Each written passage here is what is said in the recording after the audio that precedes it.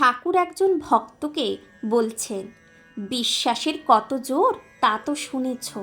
এই বলে ঠাকুর তাকে একটি গল্প বললেন। বিভীষণ একটি পাতায় রাম নাম লিখে ওই পাতাটি একটি লোকের কাপড়ের খোটে বেঁধে দিয়েছিল। সেই লোকটি সমুদ্রের পাড়ে যাবে। বিভীষণ তাকে বললে, তোমার ভয় নাই, তুমি বিশ্বাসের জোরে জলের ওপর দিয়ে চলে যাও, কিন্তু দেখবে যেই অবিশ্বাস করবে অমনি জলে ডুবে যাবে।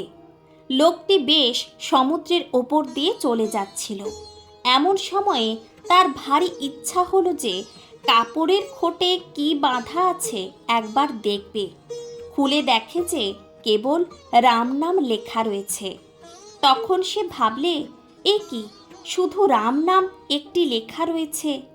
যেই অবিশ্বাস অমনি ডুবে গেল।